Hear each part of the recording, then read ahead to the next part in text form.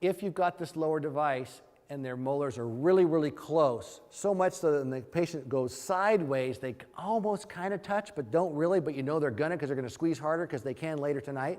You go, you know what? I think I'm just gonna, I don't wanna shave down that cusp tip right now because, well, I'm not supposed to do anything invasive, and I don't wanna grind the teeth, so I'm going to maintain disclusion of these teeth in that slight excursive because I'm gonna just increase the vertical a little bit.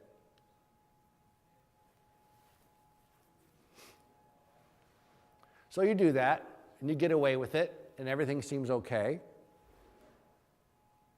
But if you've increased the vertical along the entire discluding element and then don't check for protrusion, you've got excessive vertical dimension.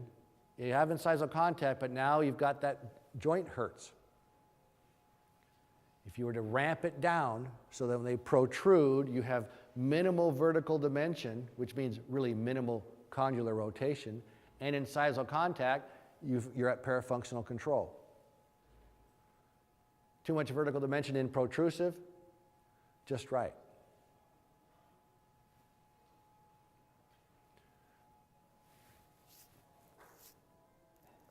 So on that patient, I would have shaved the tooth down.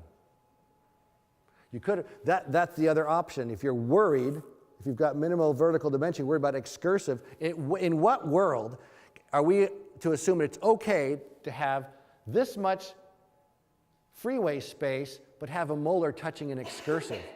I do not hesitate to get out the football diamond and poof, take those things out. It's not going to change how they chew food at all.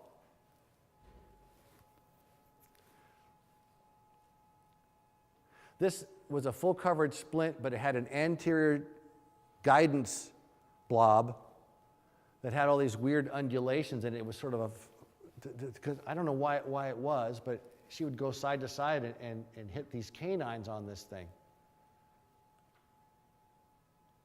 And she would protrude out in front of it. So I made a lower NTI device with a thermoplastic, and I had her squeeze on it. That did not bother her.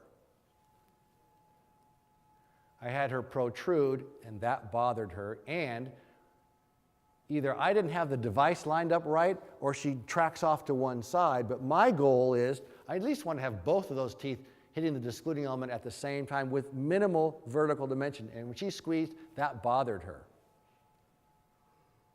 So I shaved down the discluding element, ramped it down, so when she protruded, she's here, and I have her squeeze on it. And she squeezed, bite really hard.